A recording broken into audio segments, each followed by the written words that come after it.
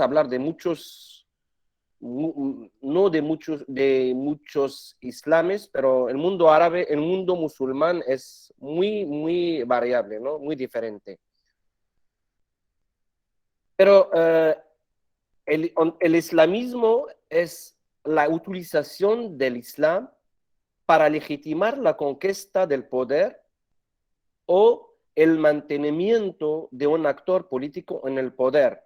Entonces, el islamismo o el islam político no tiene que ver con la religión musulmana.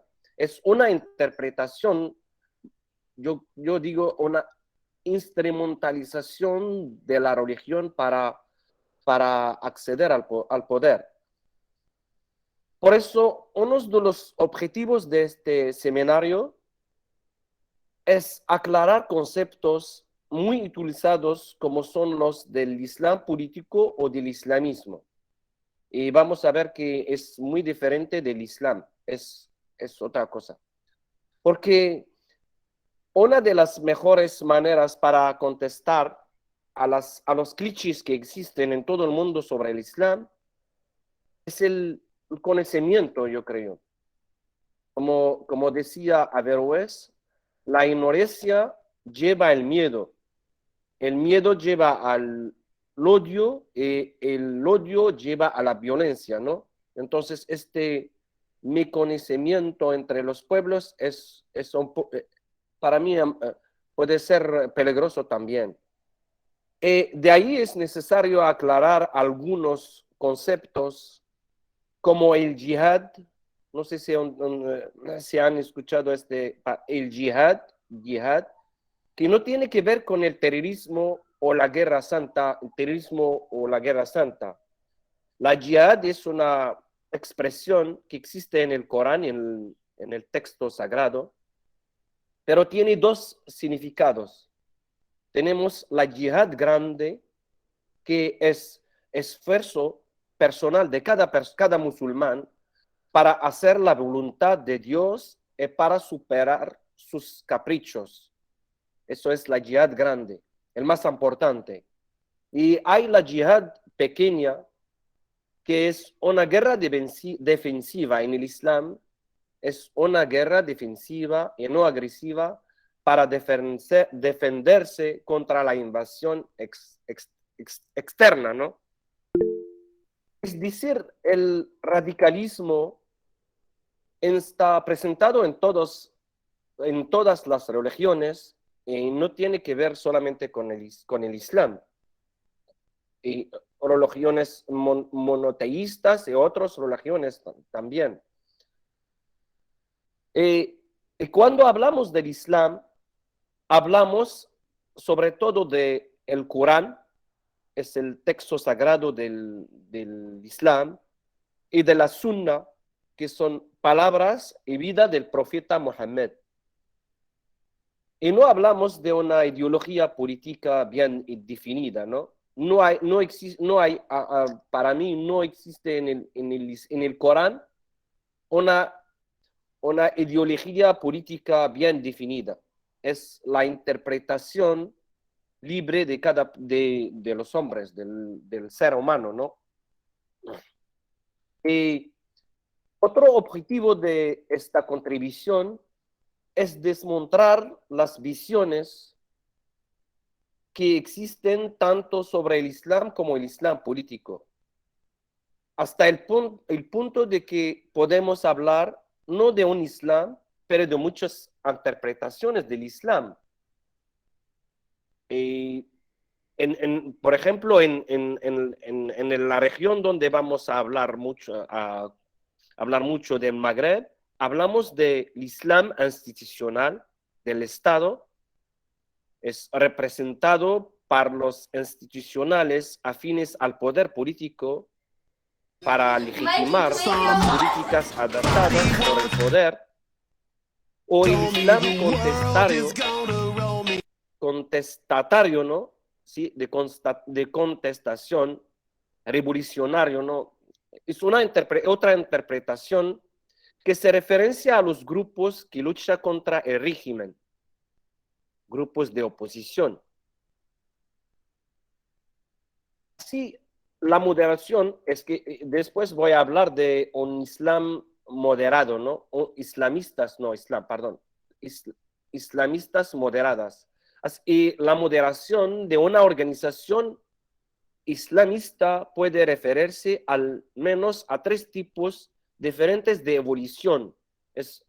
Los grupos o actores sociales y políticos son como los hombres, tienen vida, ¿no? Y entonces hay tres tipos diferentes de evolución de cada actor político.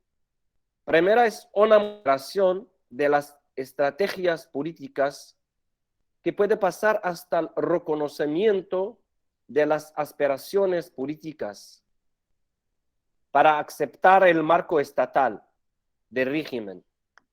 Y una moderación ideológica hacía una interpretación más modernada y abierta de las fuentes religiosas, ¿no?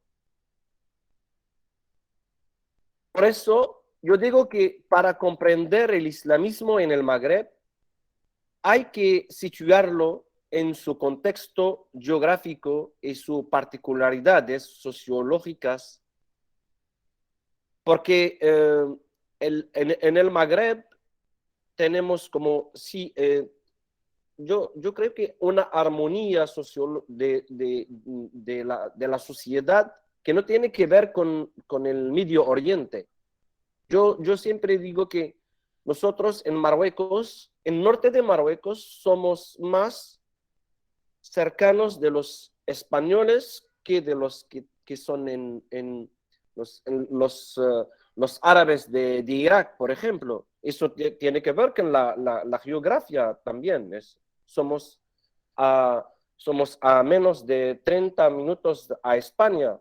Entonces, eso, el contexto geográfico tiene su influencia sobre los actores islamistas magrebíes que evolucionan, influencian muy profundamente su estrategia, su idioma y su programa político. Comprender el islamismo es también recordar que tiene su base en hombres y mejores y no solamente en fórmulas de un dogma. El dogma más famoso es este de el Islam es la solución. Eso es fue como una expresión muy grande para legitimar la participación de los islamistas a la política, pero eso no tiene que ver con la realidad.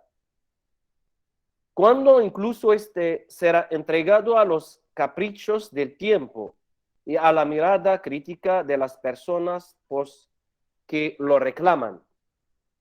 Y que ninguno de estos, más allá de rigor de las reivindicaciones de especificidad, no es ampliable a los caprichos del tiempo ni a las leyes humanas y sociológicas, como la adaptación. Y vamos a hablar mucho de la adaptación a los cambios para sobrevivir y desarrollarse. Eso, proceso de legalización de ciertos movimientos islamistas por los regímenes políticos concuerda con la transición de los países magrebíes al proceso de liberalización política, para no decir democratización, pero habría una liberalización política en el fin de los años fin de los años 90, ¿no? 1992 empezó aula de liberalización política en la región de Magreb. Esas dinámicas de cambios que atraviesaron todavía hoy la ideología histórica del islamismo en la región del Magreb deben ser pensadas como un proceso de adaptación a las realidades políticas del momento y no como un proyecto con esquemas bien definidas. Al contrario, considerado en el prisma de su grado de normalización, la trayectoria de los islamistas legalistas puede ser cronológicamente dividida en Wake cuatro up, you sexy secuencias. bitch. It's time to. La primera entre 1969 y 1991 es la opción revolucionaria. La segunda es la opción institucional, sobre todo en el Parlamento a través de la participación a las elecciones y las instituciones locales. Y eso es entre 1996 y 2011. Después tenemos la estrategia de participación a la gestión de los asuntos públicos con la postura gubernamental. Es desde la primera árabe, desde 2011, yo digo hasta 2021.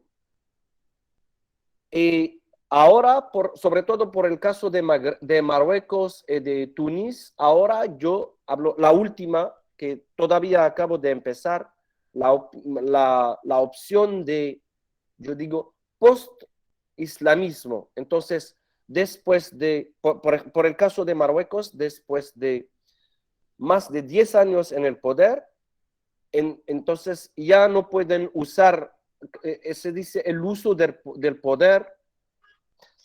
El actor político, el actor islamista, ya no puedo reivindicar como su postura de defender el Islam, una manera de ver la sociedad conservadora y todo. Entonces yo hablo de post-islamismo, ya, como vamos a entrar en una nueva época. Así, la legalización de los partidos reclamándose del Islam político en la escena política magrebí se ha afirmado desde el principio de los años 90. Tenemos una excepción aquí de Túnez, que viene más tarde, porque que viene con la primavera árabe, ¿no? En Algeria, el caso de Algeria es el primero, es desde 1991.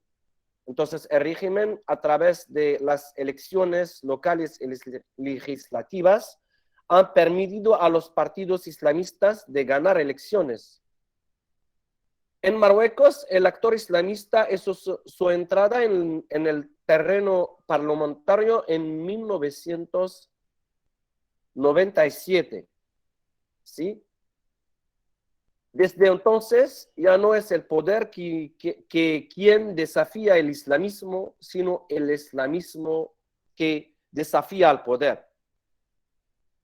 Por eso voy a abordar el desarrollo del Islam político en la región del Magreb en tres partes, en la que la primera estará dedicada a la trayectoria, ¿sí? La trayectoria, no sé si se entiende, si existe en español, ¿sí? La trayectoria, ¿sí? De la aparición del islamismo en la escena política del Magreb. La segunda parte voy a abordar las mutaciones, evoluciones ideológicas de las islamistas legalistas, mientras que la tercera tratará de los partidos políticos islamistas en la prueba del poder. Es la última parte de este trabajo. Bueno, por lo que de la emergencia del islamismo, yo quiero aclarar que el islamismo tiene raíces ideológicos como afuera de la región del mundo árabe, sobre todo. Y había muchos se llaman eruditos, no sé, personas que tienen un saber, no sé, que es saber religioso, que hacen la interpretación del texto sagrado para defender una idea política, ¿no? El primero de estas personas fue Abul Ala al-Maududi, es de Pakistán, es el fundador del movimiento Jama'a Islamiyya. Es como el primer movimiento que se reivindica del Islam político en la historia contemporánea, ¿no? Viene de Pakistán, no sé por qué, pero de Pakistán, sí. De muy lejos de la región donde vamos a hablar hoy, pero aquí es la historia. El Maududi creo que la política era esencial para el Islam, para la implementación de la Sharia y para la preservación de la cultura musulmana. Ya vamos a empezar a entender de cómo el Islam va a servir los políticos y cómo los políticos van a instrumentalizar el Islam. El primero fue para la implantación de la Sharia, como para la islamización de la sociedad, para la preservación de la cultura musulmana, sobre todo contra la invasión del occidente. Hablamos de la época de la colonización ahora, ¿no? Viene después un señor que se llama Muhammad Ilyas, es de India, es el fundador de un movimiento que se llama Tabligh, que defendió el medio de la predicación para la islamización de la sociedad. Esos dos son como movimientos, pero que tienen un mensaje como Sibla, todo el mundo musulmán. Es la particularidad de estos dos movimientos. No son solamente, es uno de Pakistán, el otro de India, vamos a ver el tercero en Egipto, pero el mensaje tiene como destinado el mundo musulmán, en todo el mundo musulmán. El tercero es muy conocido, eso es Hassan el-Banna, es fundador de la organización de los hermanos musulmanes de Egipto. El activista político teórico que desarrolla la primera idea antiimperialista contra la ocupación occidental. Hablamos ahora de la ocupación de Inglaterra a Egipto. Entonces fue como la origen de los movimientos islamistas es como confrontar a una invasión como externa, ¿no? Y después vamos a ver que es como una defensa, primero como la defensa de la patria y después de la cultura conservada de la sociedad y después del Islam entero. Entonces, los hermanos musulmanos de Egipto, pero existen en muchos lados del mundo, ¿no? Los hermanos musulmanes empiezan con Hassan el-Banna en Egipto, pero tenemos los palestinos tienen como sus hermanos musulmanes con Hamas, tenemos en Jordania, tenemos en el Magreb no hay influencia, pero no hay conexión directa entre estos movimientos, ¿no? Y ahora quiero hacer la diferencia entre estos dos, que son los hermanos musulmanos de Hassan el-Banna y la Jama'a de Tabligh, se traduce como congregación para la predicación y la llamada a Dios. La segunda es como más, yo digo como, es distinto por la sociedad más que por el poder político, ¿no? Entonces, de estos dos van a salir los islamistas legalistas, que lo que me aporta en este tema, el seminario hoy. Entonces, a la diferencia de los fundamentalistas que buscan la islamización de la sociedad, de los yihadistas que quieren establecer un Estado islámico por la fuerza, como Daesh o Al-Qaeda, los islamistas legalistas representan la tercera opción de la tendencia del islamismo en el Magreb, que todos provienen de los movimientos asociativos religiosos que nos hablamos, que los predicadores desarrollaron en el fin del siglo XX, ¿no? Como Hassan el-Banna, Sayyid Qutb, Ilyas Maududi.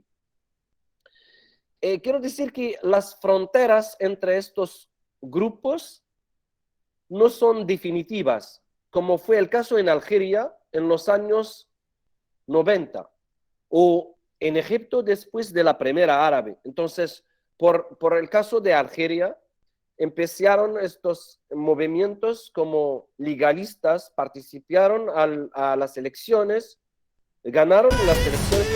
Vamos a hablar después de caso a caso de estos países, pero quiero decir que podemos pasar de la postura legalista, participacionista, a la postura revolucionista, depende de la reacción del poder político con estos movimientos. Por ejemplo, ahora en Egipto, después de la Primera Árabe, ganaron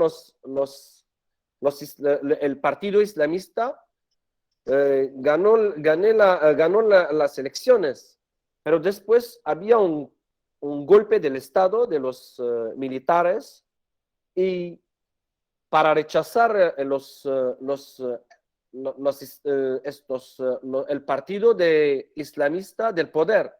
Y después un parte de los islamistas como empezaron a luchar con las armas, con las fuerzas para regresar al poder. Entonces,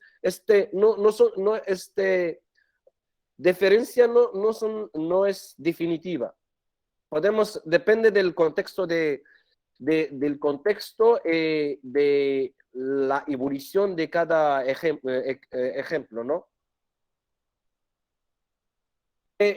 Yo ahora quería hablar de Argelia, pero porque en la región del Magreb, Argelia fue el primer país que había, donde ha pasado legitimización de los islamistas legalistas. Eso fue en 1989. Pero después de 3 años, como he dicho antes, ganaron las elecciones, pero había un golpe del poder, del poder. Entonces rechazaron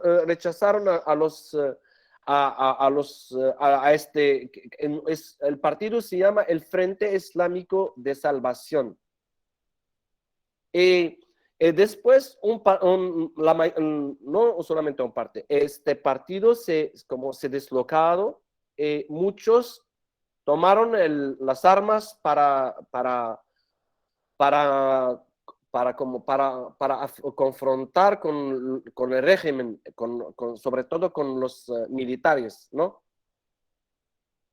Entonces, desuelto tras el golpe de Estado de enero en 1992 en Argelia, el partido, el Frente Islámico de Salvación, se fragmentó en varias corrientes radicales, lo que dio lugar a la formación de grupos armados que nunca cejaron en sus intentos por derrocar al régimen durante la guerra civil en la década de 1900. Es una guerra civil que dura, de casi 10 años, ¿no?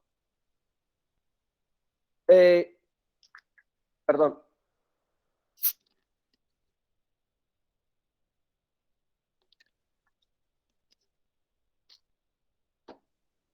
Por el caso de Marruecos, el Islam político está representado por dos grandes organizaciones políticas: el Partido de la Justicia y el Desarrollo, y otro, no es partido, pero es un movimiento que se llama Justicia y Espiritualidad, ¿no?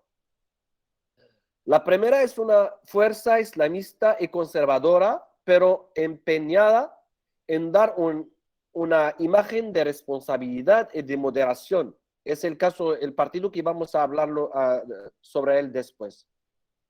Se ubica decididamente en la vía legalista, sin cuestionar el poder monárquico del rey. Se presenta como una agrupación islamista conservadora y tradicionalista, ¿no? Entonces, este partido que se llama, aquí le dicen que el Partido de la Justicia y el Desarrollo, el PJD, se llama el PJD, es un partido que, este partido también empezó en la clandestinidad, y la mayoría de los dirigentes del partido fueron le entraron al cárcel, ¿no?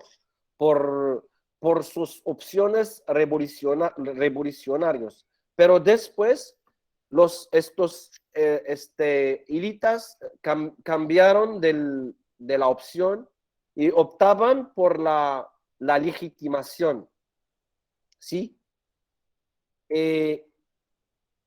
Creo que el mismo caso pasó con el islamismo en Túnez, que surge en 1972. Hablamos sobre el surgio del islamismo legalista en el Magreb.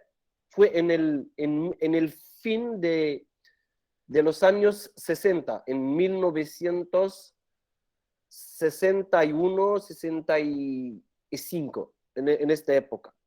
Entonces, el islamismo en Túnez surge en 1972 con la creación de la organización Al-Jama'a Al-Islamiyya, que recibe influencias tanto del movimiento Tabligh, hablamos de Tabligh de India, como de los hermanos musulmanes de Egipto, que se llaman ahora Partido en Nahda. Es un partido muy grande ahora en Túnez. En la evolución del movimiento islamista en Túnez se pueden distinguir como 4 grandes etapas. La primera corresponde al periodo anterior a 1978. Creo que, no sé si tengo mucho tiempo, si no puedo pasar rápido para no repetir, ¿no? ¿Cuándo me queda de tiempo? Gracias. 5 minutos. 5 minutos. Ajá. Entonces, ya voy a pasar directamente a la segunda parte del, ¿sí? Voy a hablar del proceso de inclusión de los islamistas en el sistema político, que fue un proceso, fue largo y gradual, poco a poco. La participación en el poder de las fuerzas de los partidos islamistas fue como con condiciones, ¿no? Y entre estas condiciones, primero renunciar a la utilización de la fuerza y de la violencia, y el reconocimiento del poder político existente. Segundo, moderar su lenguaje y dejar de monopolizar el discurso islamista. Después, pasar de la predicación de creyentes de la sociedad a la movilización de ciudadanos. Y por eso deben reunir el máximo sufragio para conquistar y mantenerse en el poder. Y para gobernar hay que realizar compromisos que alteran sus reivindicaciones o ideales con los otros actores, ¿no? Entonces, defender un Islam que no rechace ni las nociones de democracia, de derechos humanos, ni el trabajo de la mujer, ni la igualdad del género. Es como una modernización de este actor, ¿sí? Con su contacto con el poder. El poder tiene su mágico también, su magia, ¿no? ¿Sí? Es decir, adaptar una estrategia pragmática centrada en la negociación y el diálogo, con un discurso moderado y tranquilizador a lo largo de la campaña electoral, ¿sí? Y entonces, no voy a pasar, es que tengo como tres casos, caso de Marruecos, de Algeria, de Túnez, pero es casi el mismo caso, es la misma evolución. Yo digo que los islamistas del Magreb, casi medio siglo después de su entrada en la política y su integración en la vida política institucionalizada, deben su metamorfosis político-ideológica a una larga marcha hacia el poder, marcada por un proceso de adaptación pragmática con el fin de apropiarse de las reglas del juego político y convertirse en un partido como cualquier otro.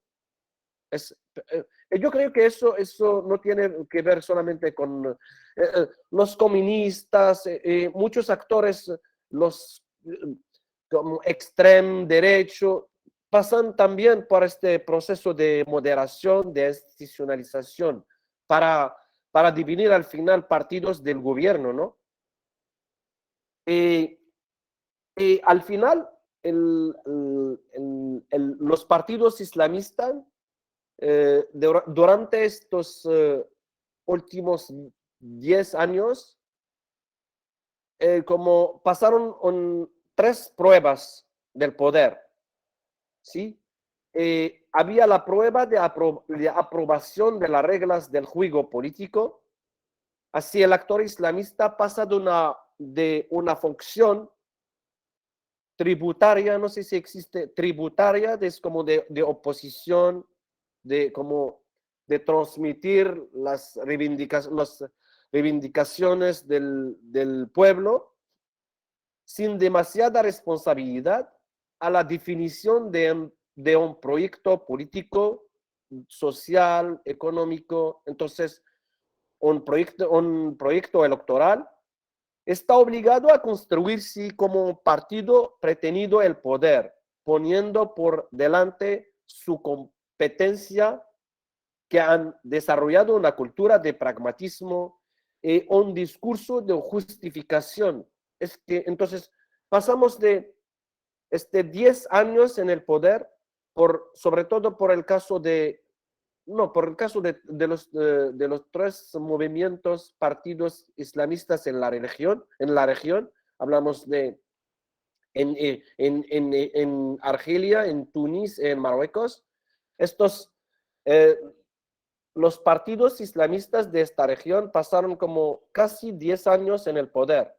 En el caso de Marruecos, sí, dos gobiernos, el partido islamista, como fuera el jefe del partido islamista, fue el jefe del gobierno durante dos mandatos, ¿no? El caso de Túnez también, había a veces participa en un gobierno sin encabezar el gobierno, a veces sí tiene el primer ministro.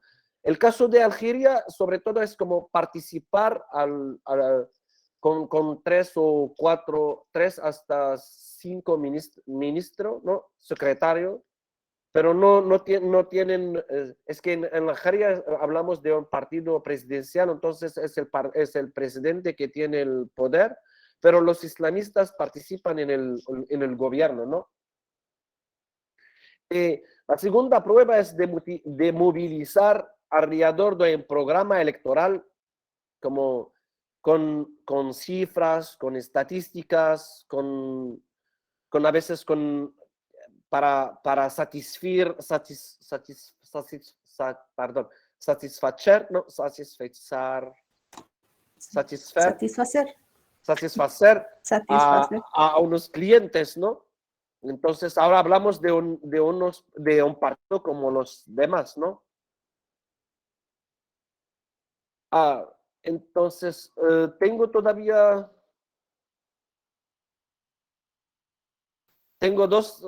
3 minutos, ¿no? Para Sí, pasar rápido. sí, claro.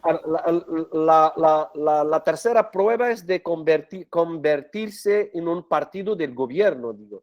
Los partidos islamistas se enfrentaron a las exigencias del funcionamiento de la institución gubernamental, a sus restricciones económicas y a la obligación de resultados hechos a cualquier equipo ejecutivo, ¿no? En resumen, en la integración del actor islamista legalista en el juego político, podemos distinguir 4 umbrales de paso. El de la acción clandestina y de la radicalización es el primero. Es el momento en el que el islamismo aparece como una variante islamista atractiva para grupos marginados e excluidos de cualquier participación política. A otra como la segunda parte es como de la legitimidad. Pasamos a la legitimidad. Es el momento de reconocimiento del derecho de crítica organizada por parte de un actor colectivo. Entonces pueden participar a la escena política, ¿no? Después viene la época de la representación. Es el funcionamiento del acceso a las instituciones representativas a través de las elecciones. Y finalmente, es el acceso al poder ejecutivo, el mecanismo que permite al órgano representativo ejercer un control sobre los órganos ejecutivos, ¿no? Para determinar varias enseñanzas pueden ser extraídas del estudio de este nuevo ciclo de movilidad política de las élites, ¿no? En el plano estrictamente empírico, nos permite comprender que la renovación de las élites llega de una serie de consolidación de régimen en place, ¿no? Los cambios que pueden conocer el Islam político están pues condicionados por las oportunidades políticas que se presentan. Es pasar de represión o inclusión, apertura o cierre del sistema de las elecciones, en las demandas cambiantes de las personas que se reconocen a sí mismas, del islamismo, ¿no? Muchísimas gracias por su intención, ¿no? Okay. Sí, sí, Gracias a adelante. ti.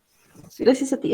Bueno, hay algunas preguntas, Marlene, las va a leer y ya, si les das, respuesta, ¿sale? Sí, sí, Adelante, Marlene. Gracias, profesora. La primera pregunta es, ¿cuántas religiones más existen en Marruecos? ¿Quieres una de verdad?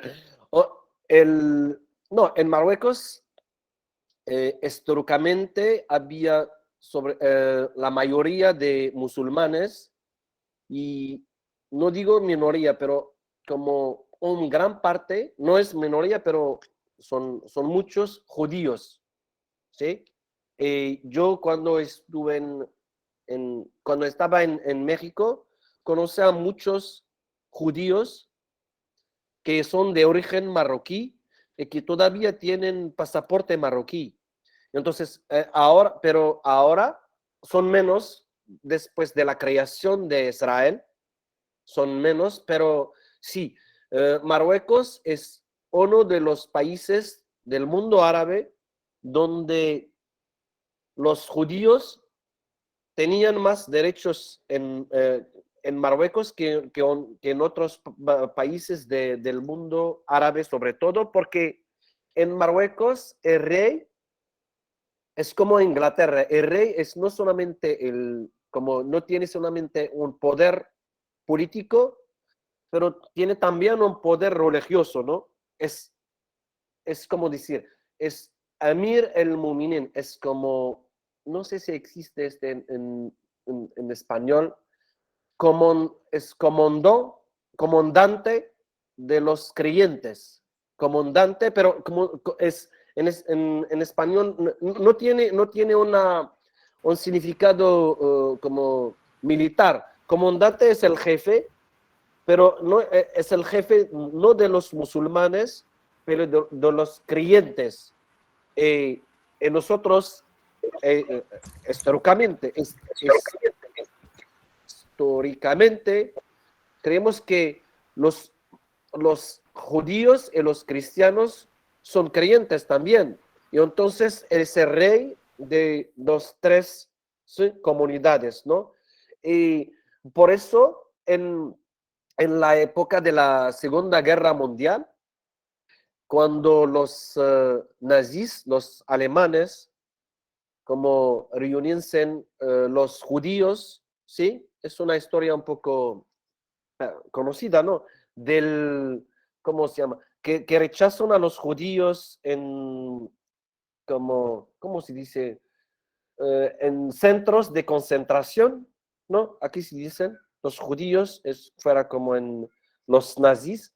En Marruecos, cuando el régimen de Francia pide al rey de Marruecos de rechazar a los judíos de Marruecos, el rey de Marruecos de la época se dice que no son mis ciudadanos y no puedo dejarles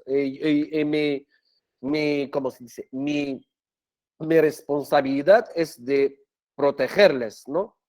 Eso que explica que nosotros tenemos, en el mundo árabe, nosotros tenemos una relación muy especial con Israel también, porque en Israel ahora tenemos como casi 1 millón de israelíes de origen marroquí. Es una comunidad muy grande que todavía vienen a Marruecos. Tenemos todavía como relación entre los judíos de Israel y los Marruecos, ¿no? Por los cristianos, ahora no mucho, de verdad, porque históricamente había como colonización de Marruecos por los franceses o los españoles, ¿no? Y no fue como en el caso de Marruecos, no fue como una colonización como para conquistar, no, como se dice, para cambiar la religión de los musulmanes. Fue una colonización política, económica sobre todo. Y entonces, como marroquíes de religión cristiano no tenemos mucho. Pero hay, sí, en cada ciudad, por ejemplo, en Rabat, en la capital, en la mayoría de las ciudades de Marruecos tenemos iglesia, tenemos sinagoga también. En Rabat hay una gran iglesia aquí, pero por una minoría de personas, no por muchos. Sí. Gracias. Hay otra pregunta y Ajá. dice, ¿por qué existe el extremismo islámico si el Islam proclama la paz? Buena pregunta. Yo creo que por qué existe, hay explicaciones que tienen con la historia, la confrontación entre, que tiene que ver con la confrontación entre los países árabes, los países occidentales que colonizaron a los países del mundo árabe o del mundo musulmán. Entonces, había la primera expresión de la violencia en el mundo musulmán fue como defensiva para defenderse contra la invasión de los occidentales y después para rechazar los europeos, sobre todo del país, ¿no? Para decolonizarse, ¿no? Sí, eso.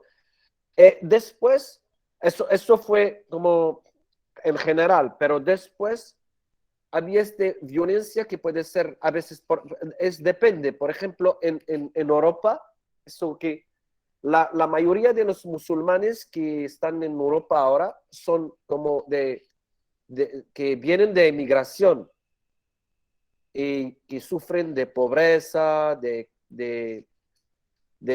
exterminación, no, como de exclusión.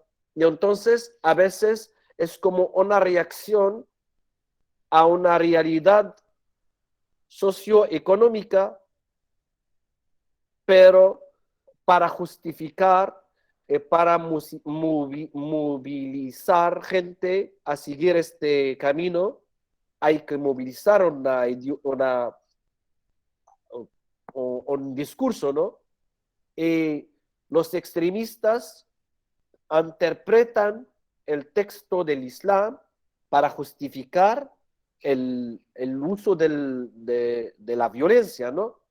Pero de eso a decir que en el Islam, yo digo que el Islam para mí el Islam una religión del paz. El Islam en árabe tiene la palabra Islam, viene de Islam, salam en árabe es la paz, salam. Cuando yo digo salam es paz. El Islam también tiene otro significado que es sumisión a Dios.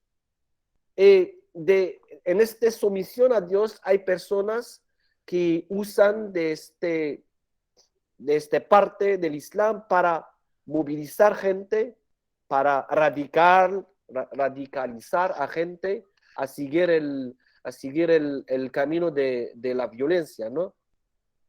Pero si me dices, para mí el Islam es una religión de paz, como como todas las religiones monoteístas.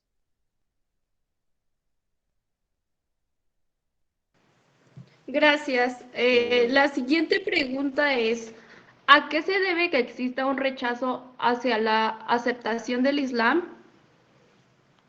En el rechazo de la aceptación del Islam, yo digo, por caso de la ignorancia, por caso de los clichés que dan sobre todo el CIDE como la imagen que quieren dar al Islam, sobre todo como el Islam es Bin Laden, es Al-Qaeda, y yo empecé desde la introducción a decir que el mundo musulmán hablamos de casi 2.000 millones de personas.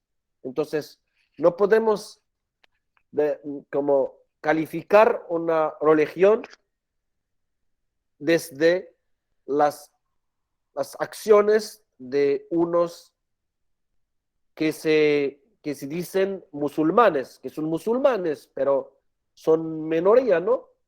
Y después no podemos decir que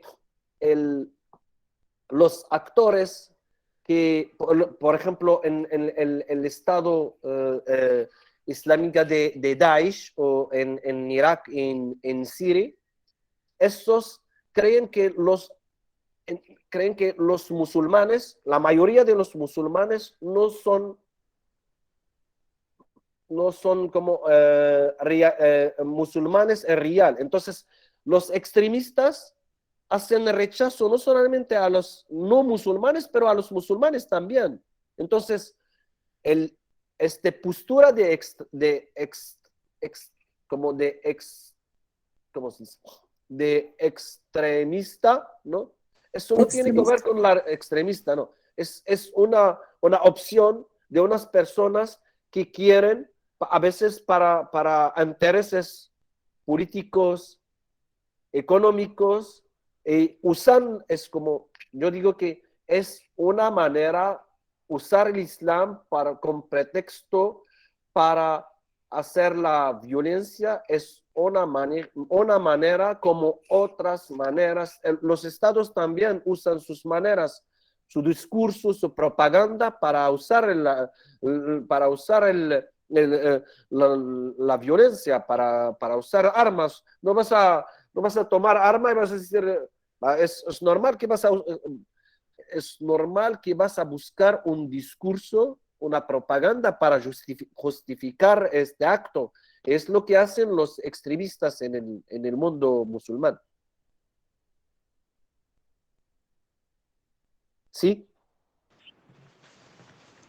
Gracias. Siguiente pregunta. ¿Existe un Islam moderado? Un Islam moderado, así.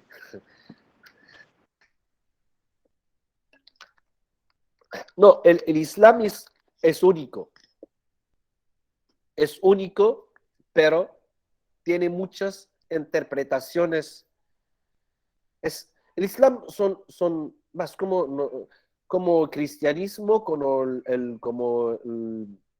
la religión judía es un texto, y tienen sobre el Islam es el Corán, texto sagrado, es palabras y acciones de profeta, pero sobre todo el Corán.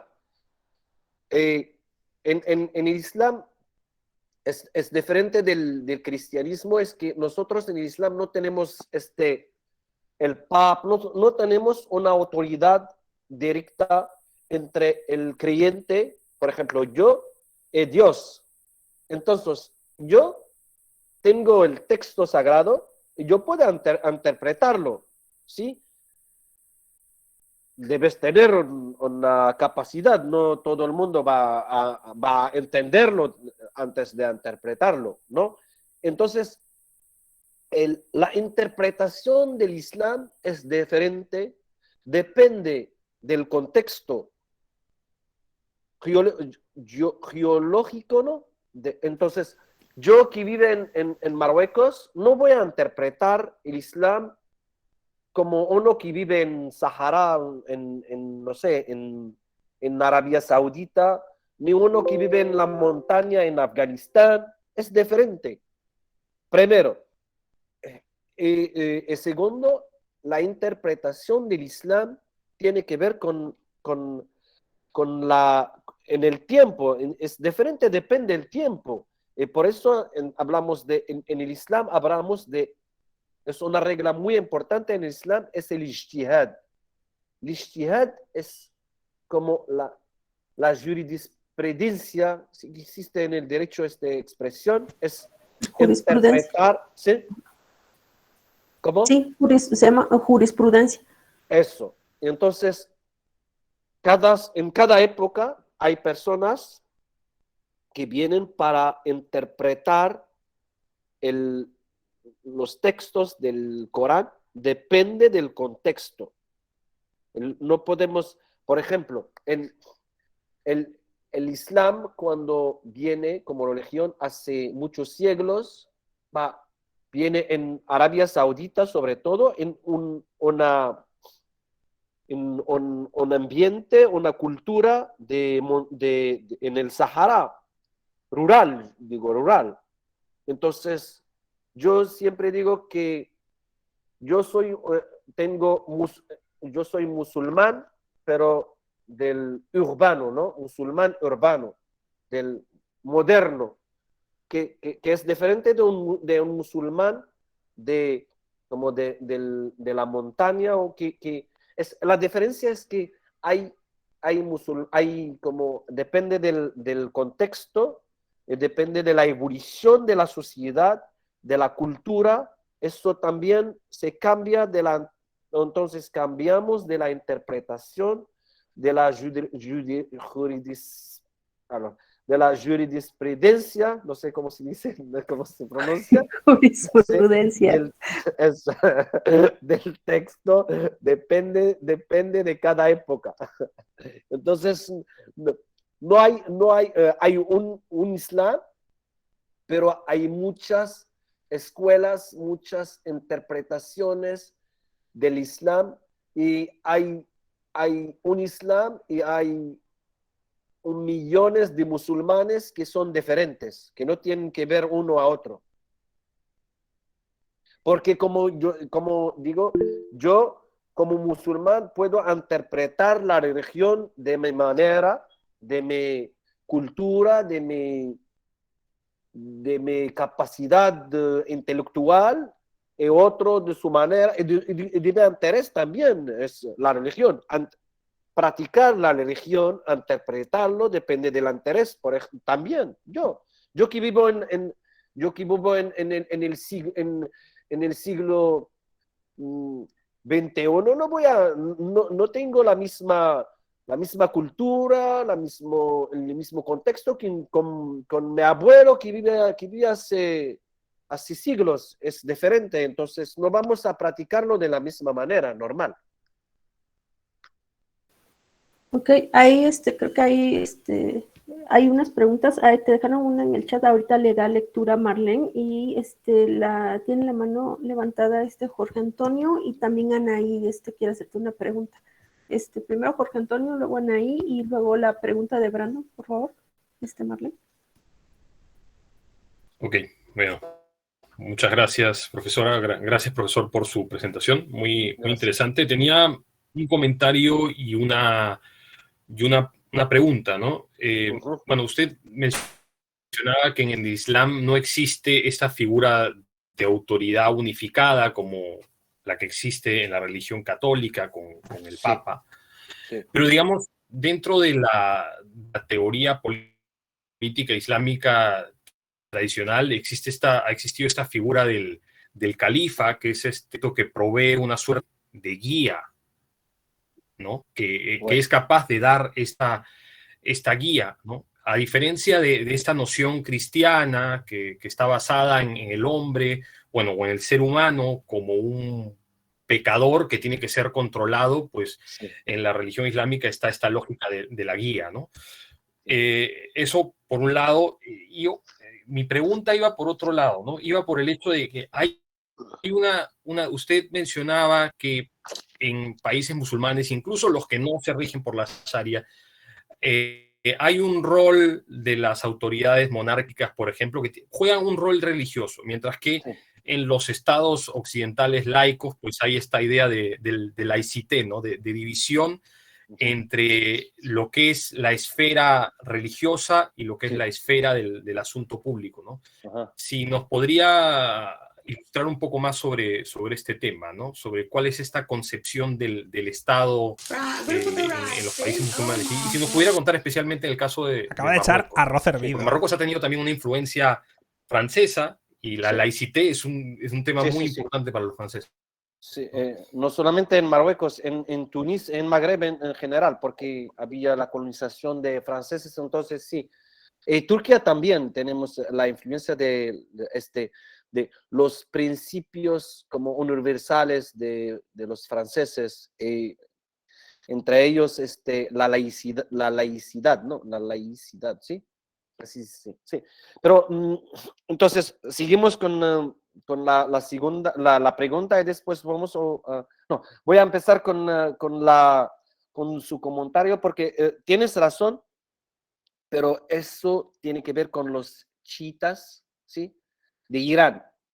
Solamente en Irán, en una parte de Líbano, y creo también en una parte de Yemen. Estos tres países nada más que tienen que son de mayoría chiita, no, Líbano no, pero yo voy a hablar sobre todo de Irán, porque Irán es un país 100% de chiitas, 100% no, de mayoría chiita. Sí, entiendes chiita, ¿no? Chiita, ¿no? Es que hablamos hay dos ramas en el Islam, es sunita y chiita, ¿no? Eso es una historia muy larga, pero solamente para aclarar tu comentario, si tienes razón, por los chiitas se tienen el guía supremo, ¿no? Se dice el guía supremo. Pero eso también es político, no tiene que ver con el Islam. Yo soy sunita, entonces yo creo que yo vivo mi religión como musulmán, no necesito de verdad, en ningún momento no necesito una autoridad para ayudarme a vivir como musulmán. Entonces, por los chiitas sí tienen, pero es más, también es interpretación de la religión para reunirse. Esto tiene que ver como para construirse como un Estado, necesitamos un jefe, ¿no?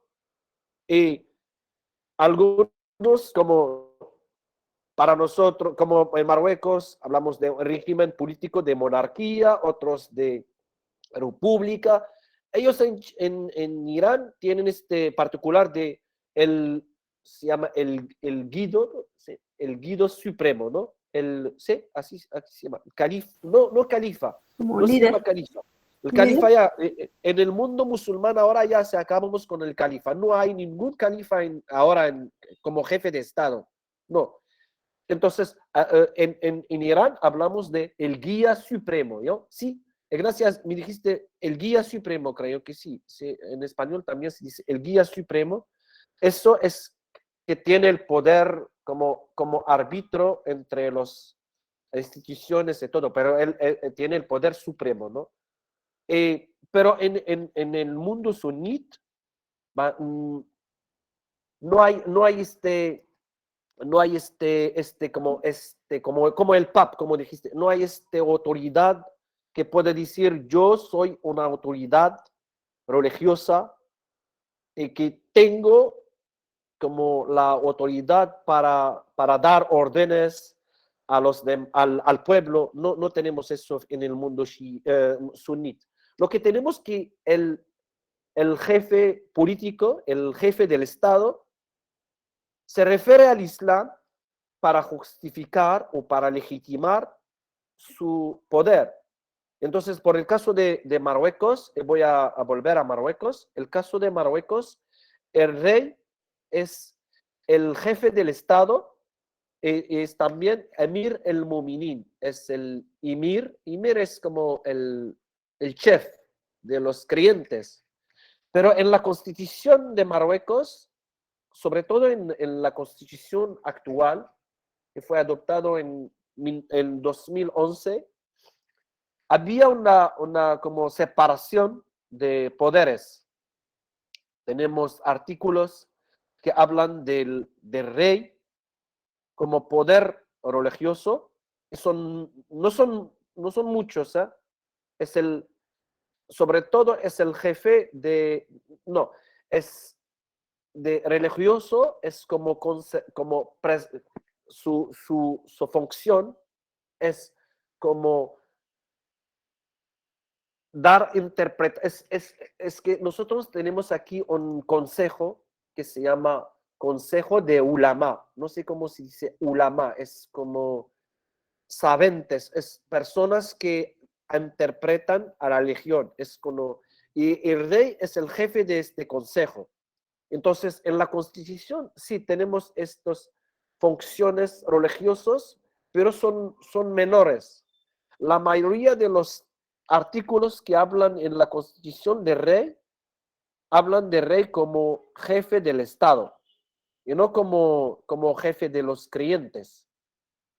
Y entonces, sí, no tenemos separación total entre las dos esferas de religiosa y política, por el caso del rey, pero a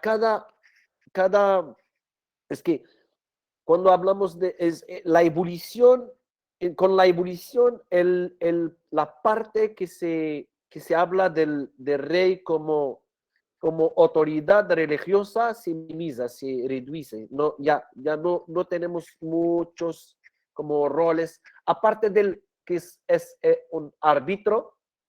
Este árbitro puede ser como entre las institucionales, eso también es una instrumentalización, yo voy a decirlo así, es una instrumentalización de la religión, pero por el poder político es para unificar, para mantenerse unificados, un pueblo, pero de otro lado es para legitimar su existencia, su ejercicio del poder. No sé si responde a la pregunta o no. Sí, profesor, bastante interesante lo que menciona sobre este elemento de la religión como un elemento de construcción de legitimidad de la monarquía. Interesante. Gracias.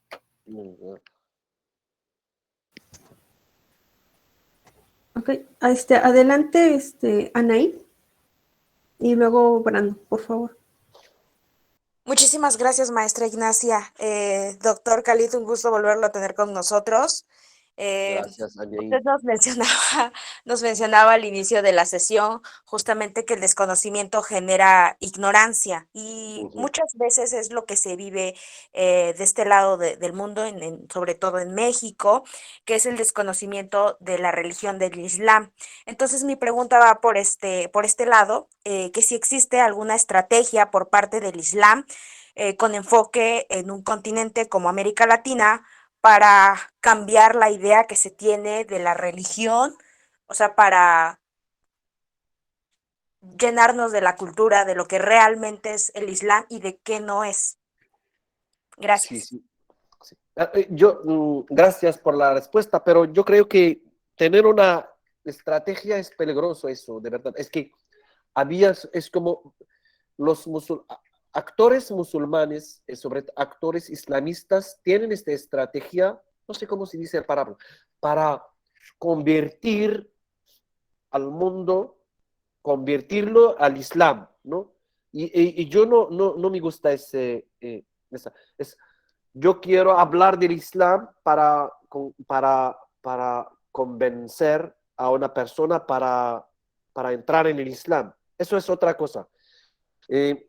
Sí, como sobre todo los países del Medio Oriente, como Arabia Saudita y otros, Irán también tienen no sé si es estrategia, pero tienen política como de exportar las ideas del Islam a través del mundo, ¿no?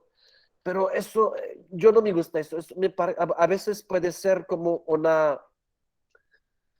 puede ser como una manera de transmitir una idea no verdadera del Islam. Yo prefiero que puede ser con los libros, con los medios de comunicación, como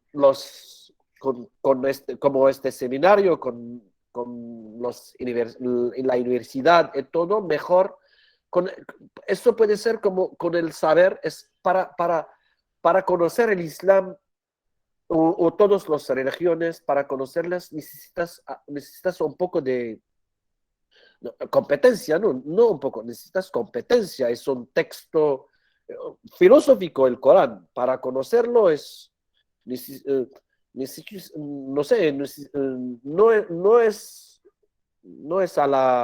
es posible para todo el mundo eso. Entonces, yo prefiero que la gente conoce el Islam, pero con racionalidad. Es la razón que va a buscar.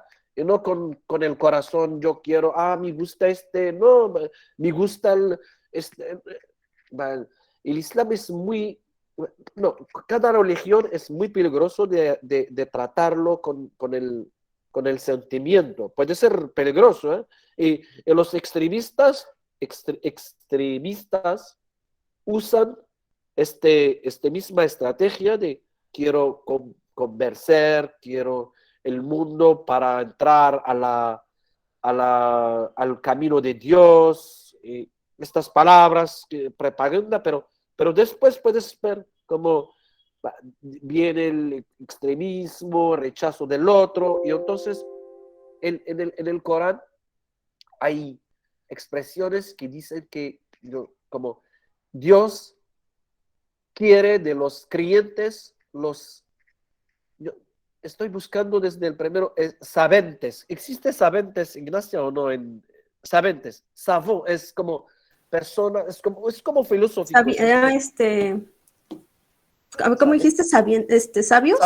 Sabios, sí. Okay. Sí, sabios, que saben, que tienen capacidad para interpretar, ¿no?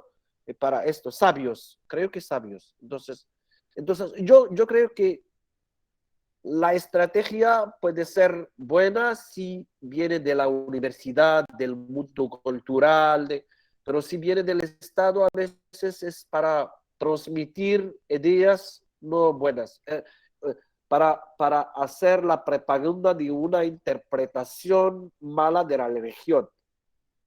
Eso es lo que quiero decir. Ok, muchas gracias, Khalid. Y finalmente la pregunta de Brandon. Brandon, ¿quieres leerla?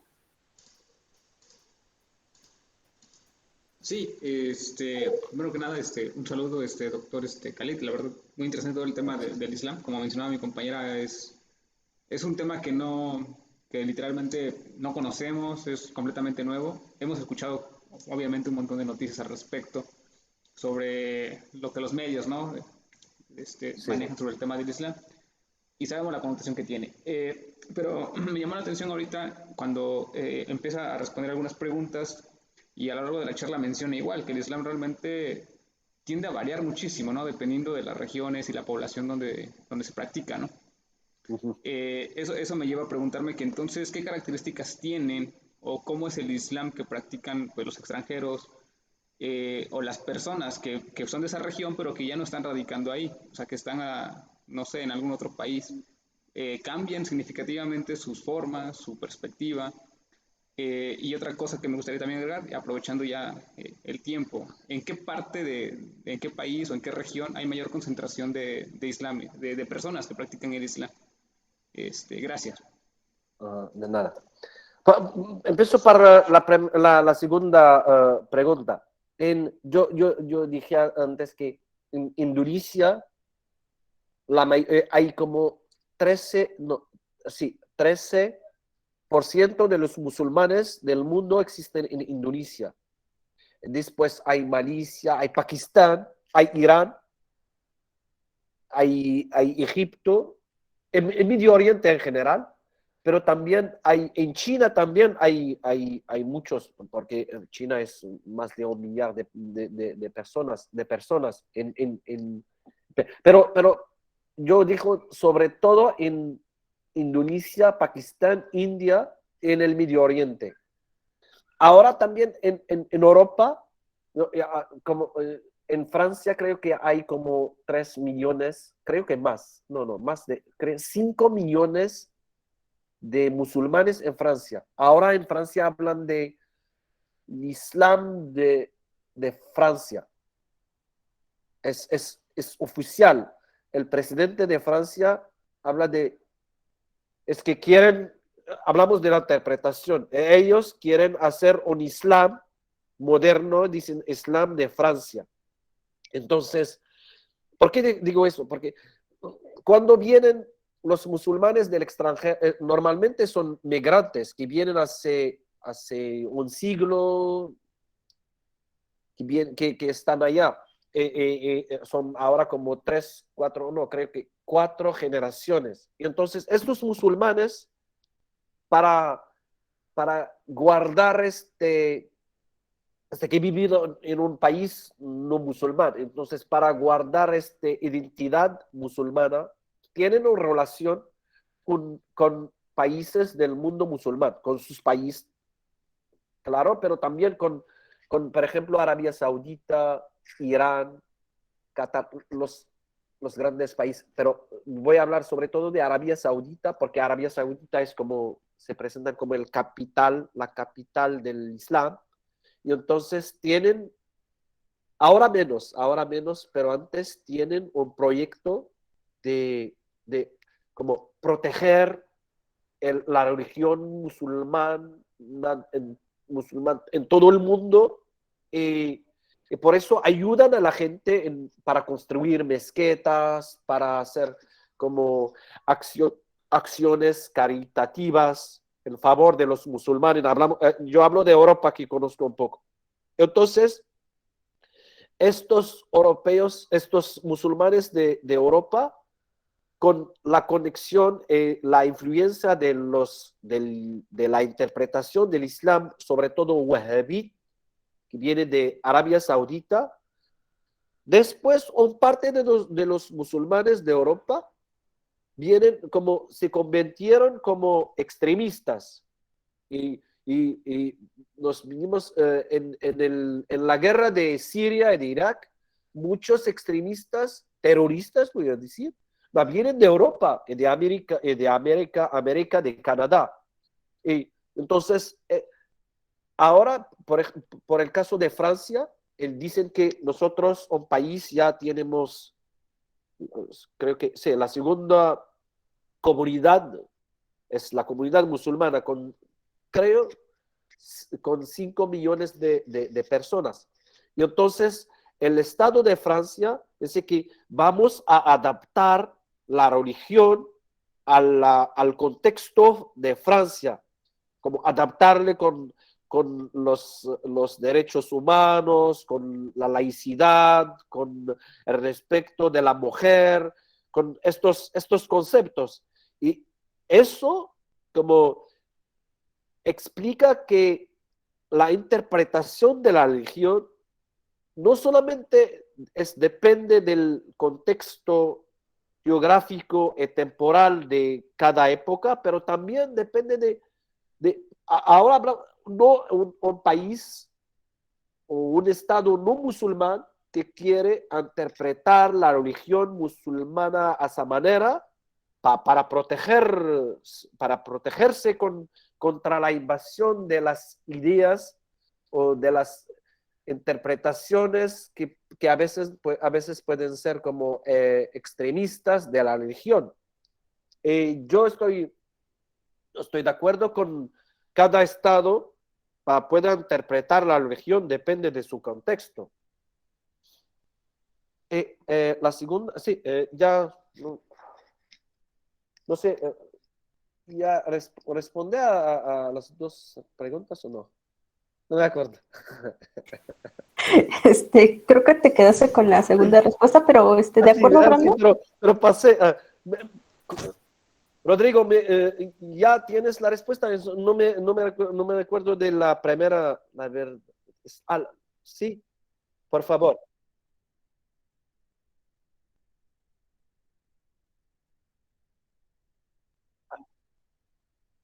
Así. Los musulmanes. No sé si ya entiendo tu pregunta, pero yo lo que vi en México también, pero sobre todo en Europa, los europeos que se convierten, Ignacia, se convierten en el Islam, se convierten en el Islam, son más extremistas que nosotros, no sé por qué, pero, por ejemplo, yo tenía una discusión una vez en Bélgica con una mujer que tiene este niqab. No estás en Afganistán. Niqab es un vestido de Afganistán. No tiene que ver con la religión. Cada país tiene su estilo de vestido. Yo, por ejemplo, yo voy a Cuba. Yo fui a Cuba 2 veces. Es verdad, había mucho calor. No puedes poner pantalón en Cuba. ¿Y qué vas a hacer? Es el clima, no tiene que ver con la religión, con la interpretación. Entonces, yo digo que sí, eso tiene que ver con el contexto, sí, a veces es muy importante para interpretar la religión de manera correcta, tener en cuenta el contexto.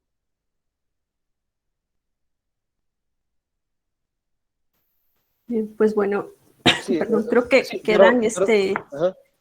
Sí. Sí, creo que quedan No sé si, contestadas. sí, es que no sé si ya contestas esta pregunta o no. ¿Sí? Creo que sí, Khalid, ya pasaste el examen. Gracias. Vamos a evaluar. Después de un día de trabajo muy larga, de verdad, muy largo. Muy bien, la vamos a poner Como 100. periodista, termina el trabajo de periodista, viene como, no sé. Esto es extremo, entonces. Bueno, pues agradecemos mucho la participación de todos por las preguntas. Creo que quedaron algunas todavía, pero te las haremos llegar, y también pues agradecemos a Marlene por apoyarnos en la lectura de las preguntas, a la maestra Diana. Gracias. Y pues desde luego a ti, Khalid, un gusto que estés en este seminario, que podamos Sí. pues seguir platicando acerca de estos temas tan interesantes. Uh-huh. Y Mucho gusto, de verdad. Uh-huh. no, pues a ti, al contrario, por el tiempo y pues la distancia también, ¿no? Que es bueno, creo que como dicen en México, para servirle. Ok, bueno, está bien, con que no te quieras ir a Cuba, todo está bien. No, de verdad, fue 2 veces a Cuba y de regreso me dijo el señor de Uber, ¿cómo se fue? Dijo, no sé, pero quería volver a México. Pues Después bueno, pensamos de una semana ya quería volver. Pero ¿cómo si las cubanas son guapas? Bueno, ni modo, Khalid. Bueno, pues muchísimas gracias a todos, muchísimas gracias, Khalid, y nos vemos en la siguiente semana con la última conferencia de la doctora Julieta, y con eso estaríamos cerrando el seminario. Pues agradecemos muchísimo y los invitamos a conectarse al link que nos acaba de enviar la maestra Diana. ¿Sale? Bueno, muchas gracias, Pues gracias. maestra Diana. A ti, que estés Bye. bien. Hasta luego. Bye. Bye. Hasta luego.